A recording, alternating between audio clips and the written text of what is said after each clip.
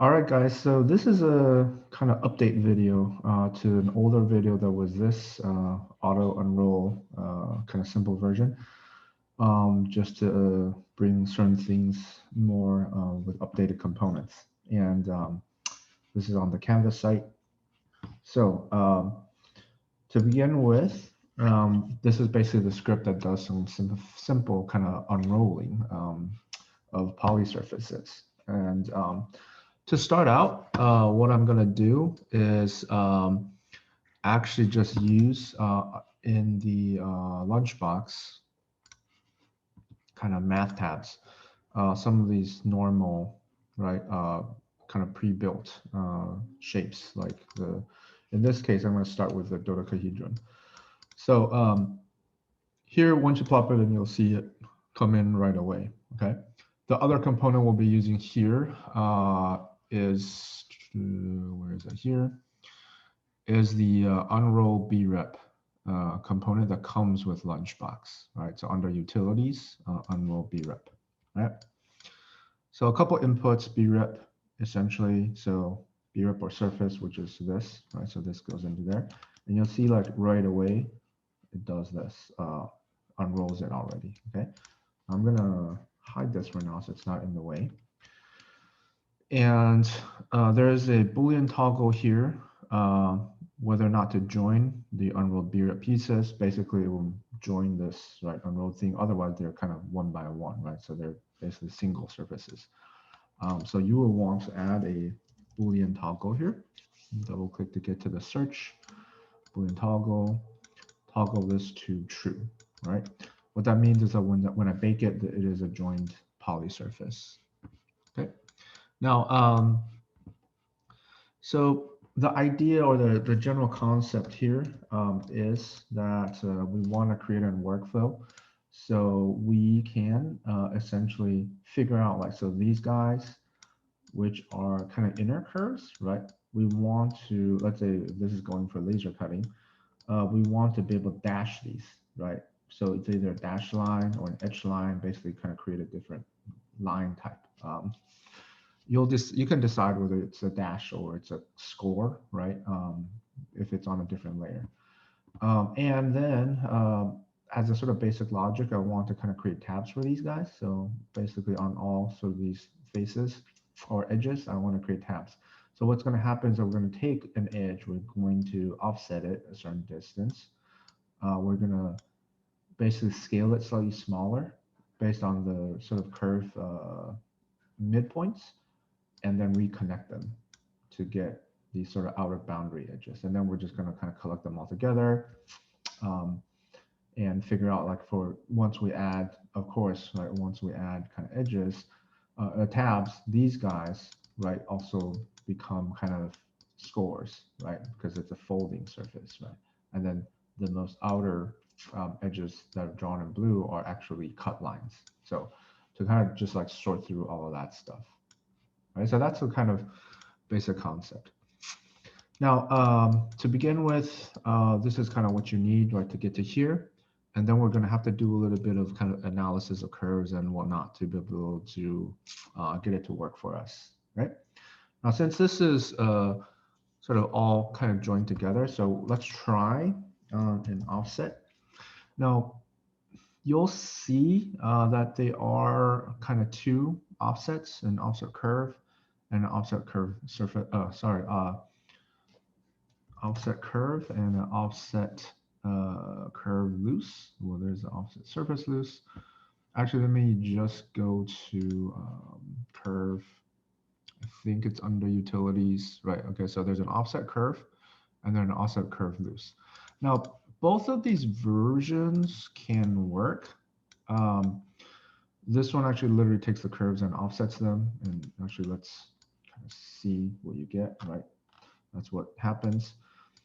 This one, well, it may look similar, but this one actually takes the control points, right, and offsets them. And generally, I've found the loose version to work a little bit better. This one might work under certain situations, but the loose version is a bit more robust. It gives us kind of less errors further down the road. but both of these are actually somewhat interchangeable. This one actually, there's the strict offset you can actually control a little bit better. If I can close this, a little better the corner type, so I can have no corners, which actually works well for a dodecahedron, but works not as well for some other things. It can basically touch, it can be rounded, right, smooth or chamfered. Right, this is just kind of like how it connects together. But basically these parameters, like generally you will have to set them to none anyways. Otherwise, these corners basically add a layer of complexity right in here that you actually don't want, because then you have to deal with these little, right, kind of corners. So we're going to go for now, right, the offset loose version over here. One thing, right, and you'll see the offset come in because you're looking at it as a whole, so everything's offset outwards. So you obviously kind of have an offset distance, right, and there's an optional plane, which is usually should be the XY plane, so you don't have to touch this, right. So the offset distance, I'll set this to, I don't know, 0 smaller than 2.00. The number slider, let's see. Yeah, so it's about the same. So I can control how much this offsets. I'm trying to kind of avoid offset like intersections, so that you don't fold on each other. That's kind of what you'll have to look out for. That's kind of what will constrain this. Okay. So I'll do something like that, 1.2 for now, or around 1.2. Okay.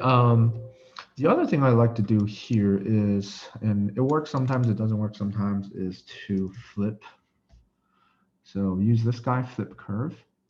Now, if you kind of remember, right, whenever you're drawing a curve in Rhino, if I started on the lower left and drew it to the lower upper right, the curve has a direction, right, based on your start point and the end point, right? So the direction of the curve goes this way. Now, generally in this unroll, like most of them should have the same direction, right? Meaning that the curves should be drawn in the same sequence, but it's not always true, depending on your shape, okay? So what the flip does is just flips it, but as flipping it, it actually unifies the directionality of the curve, of the curves for the most part, right? So I'll go through this and go through that, and that essentially kind of generally will guarantee, right, that the curves are all aligned in the same direction, that I don't have, all my curves are either going clockwise or counterclockwise, like they don't kind of face each other. So that's the reason for that. Okay, now now we have this sort of outer boundary curve. I want to, again, double click on the canvas to get to the search, is to explode the curve, right? So it's the same command as in Rhino, right? There is a Boolean toggle, recursive decomposition, all segments are atomic. Basically, it will explode things to its shortest segment, right? Sometimes you might have a straight line with 3 segments, right? So it will actually explode that straight line into 3 segments. So that's a Boolean toggle. False by default, but we'll set it to true. So what we get out of here is 38 line-like curves, right? So this goes from 1 polyline curve to 38, right, line-like curves. In this case, it doesn't make a difference because they all have kinks, so they will be segmented, right? So, but what we get is like all these sort of different segments over here, which is great. Okay. Now, one of the next things here, obviously, is we want to scale these guys, right? So essentially try to scale them to make them shorter. So if I directly take these segments and try to scale them, so there's a geometry input, there's a center of scaling, which is actually, 0, 0, origin by default, and then a scaling factor right now set to 0.5, okay? A scaling factor, of course, is a slider 0 to 1.00 and goes into here, right? So what you'll see, and I'll start kind of hiding some of these so they don't kind of get in the way. what you'll see if I highlight this in green is that the scaling is coming off of the 0, 0 point, the origin point, right? Like this, when I kind of move it down, right? So that's not ideal. Of course, so what we need to be able to give it is actually a whole series of scaling points, right, that are based off of each individual line, okay? Now, to that extent, right, so what we will want to do here is I'll actually take a look really quickly, right, at this information.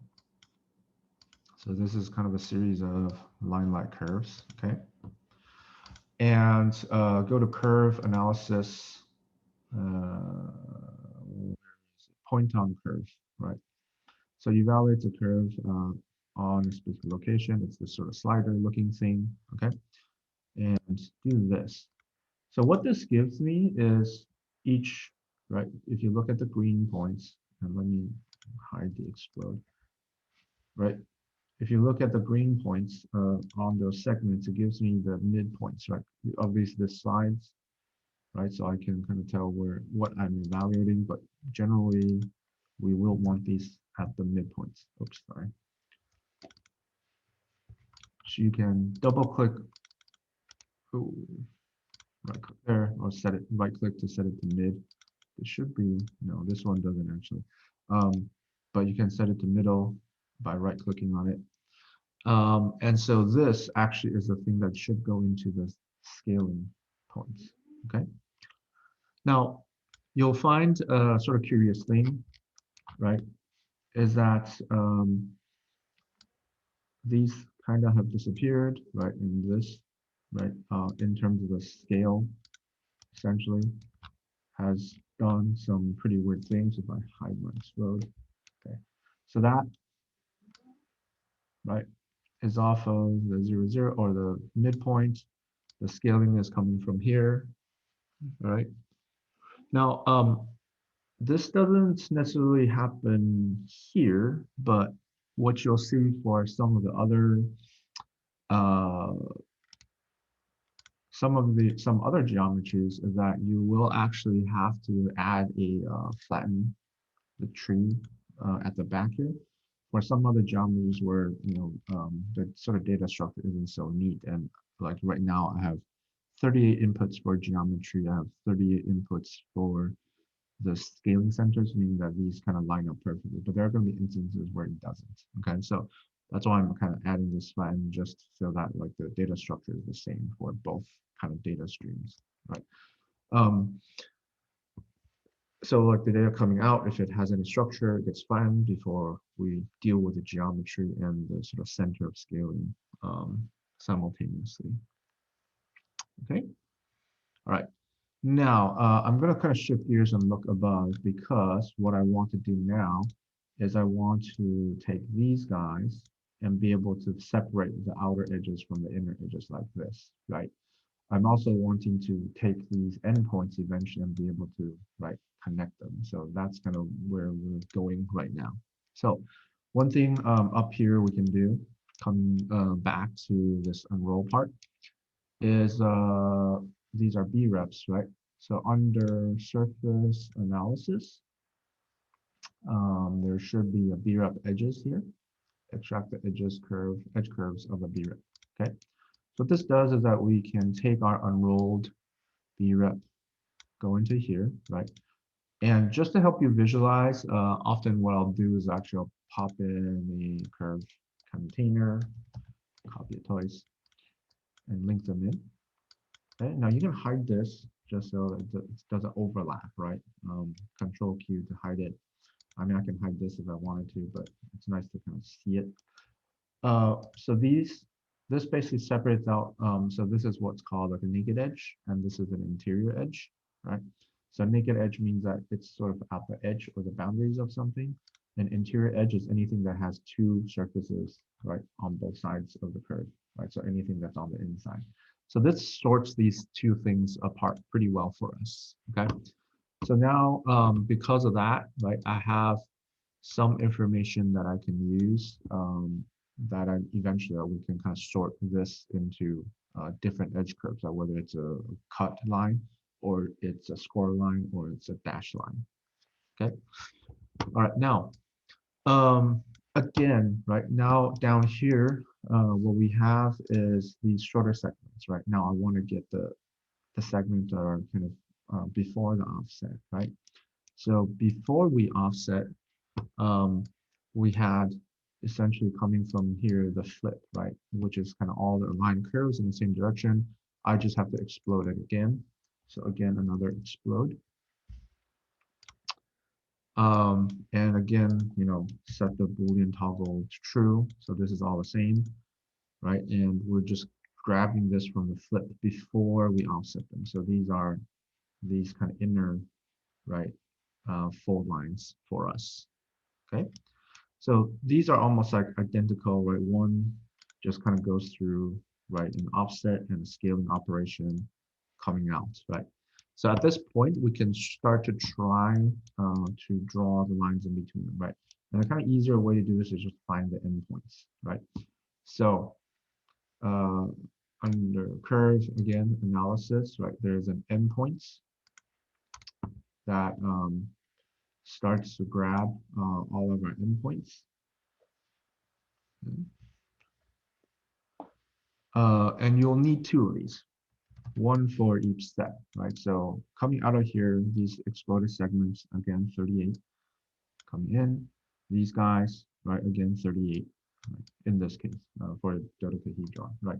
So these two endpoints, one of these says start, one of these is end. Again, if you're not sure which one is which, you want to visualize it, just like grab the point container and click on it. So, okay, those guys, the ones that are over there are the start, right? On this end, these guys are the stop. What's nice here is that both starts, right?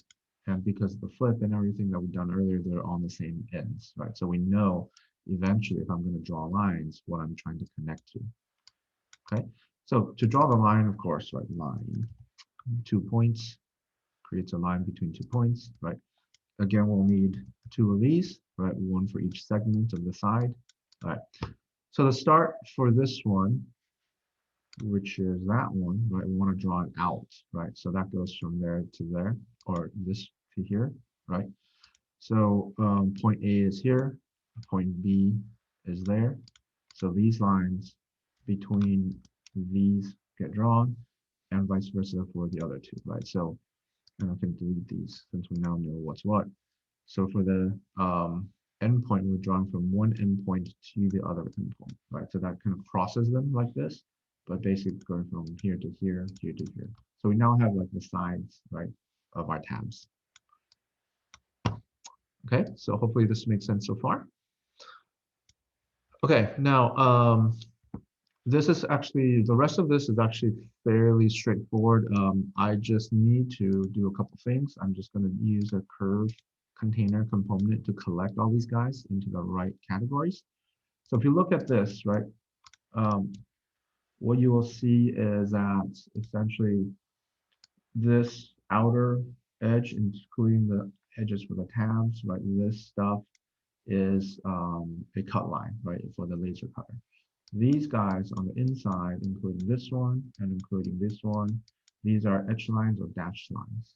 Okay, so I just kind of want to sort them right into the sort of right categories. Okay, so this and this, obviously these are cut lines, right? So you can add one, hold down the shift key to add a second, right? And then I need these guys, which is the scale lines, right? This one in green. So this geometry also gets added into here. So when I highlight this, I should see the entire kind of outline. Okay, and these becomes right. This becomes cut. Right, so cut lines. So eventually, when you bake this, right? When you bake this, then you bake it to whatever your cut layer, right, would be in Rhino. Right. Okay. Now another curve container here, right? We'll just kind of add this and say, so inside, right, or etch lines, right? This is anything that's the sort of outside edge, right? So again, we're kind of going back to, let me move this over. So it's these guys coming from way over here, right? So that's an inside edge, as well as this, right? So that's an inside edge too. Whoops, hold down that, okay? Now, I separate them because you may, one of them, these, you may want to fold a certain way and kind of have them dashed. Some of these you may just want to be a straight fold or an etch line as opposed to a dash line. So it just kind of depends on what you want to do. Like, it's just nice to have that separated out, right? So we know kind of the difference between them. Now you're kind of done here because you can just bake these into different Rhino layers. But if you wanted to do a dash, right, we can add that by using a dash pattern component here. So this curve just comes in, curve to dash. This part, which is a pattern as a list, right? So as a list, this is kind of a dash kind of gap interval, right? So what I want to do is actually just like bring in a kind of panel, right? Double click on it. Oh, actually, before I do that, right click, click on this multi-line data option. So it becomes right a list of numbers. And for this example, I'll do 1 and 0 0.5, 0 0.5. Don't enter because that will make a third empty, right, kind of data entry, but oops. So 1, enter 0 0.5 or 0 0.5 and just click outside, right? That's just 2. Okay, so that's a list we're giving them. Plug into there. And if I hide the edge, right, what you'll see is, kind of maybe I should hide Unroll as well. And anything else that's sort of in the way. Oh, with these guys. Control Q. Okay. So what we'll see is that basically, right, is a 1 dash 0.5 gap, 1 dash 0.5 gap, right? So that's kind of how it's controlled. So dash and gap lengths, right? So this you can then, and if you want to, again, like, make a container for them, this guy, hide it so things don't overlap. It actually gives you the dash segments and the gap segments separately if you wanted to do something or needed to do something with them. But so here are the curves, right? And this is kind of the, again, right, inner dash.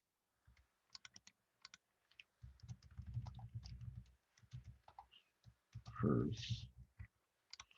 Right, so this is the dash, this is the etch. So you can decide, right, which version of this you really need or want.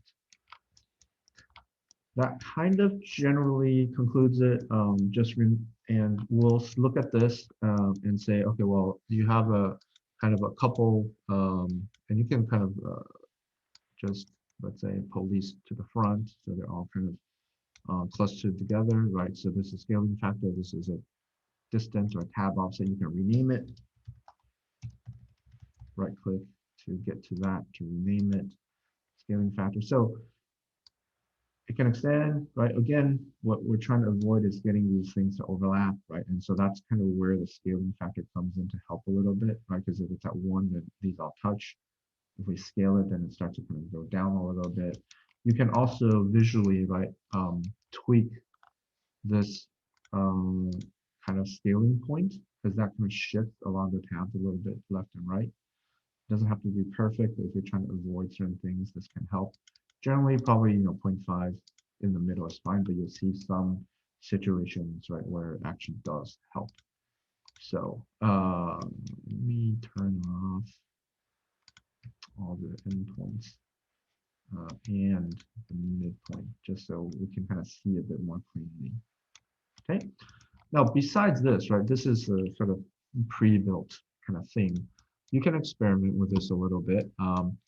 For example, again, going back to Lunchbox, I like to use this as an example, the torus surface, right, which is a donut. We'll kind of take the torus surface and use one of the triangular panels. Let's see, try A, for example. Put this in. Okay, and I'll hide this. Okay, so it's a sort of, complex polygon. I think these are all set to 10 by default, right, which is fine. We'll just use this. And you just replace this into there, and it'll think for a moment. Now, this particular one, right, because I saw, remember, right, with the earlier version, because it came in as a joined, let's say, polysurface, the dodecahedron is a kind of joined polysurface. This one comes out as individual panels. So these are all kind of individual things, right? So for this to work, and that's why these sort of outputs are important, right? This is a kind of Brep. These are in panels that are individual, is that you will have to Brep join them first, do that. So it's now a joined kind of polysurface, and then go from there to here. So once you do that, and I'll hide this. This is the joined one, right? Once you do that, you'll hide this. You'll see that, okay, it looks like a long snake, but if you actually kind of cut this out and put it together, like you would get that kind of surface, right? So that's kind of good. Again, right, there's a moment where you might want to kind of adjust this and the sort of directionality somewhat based on that.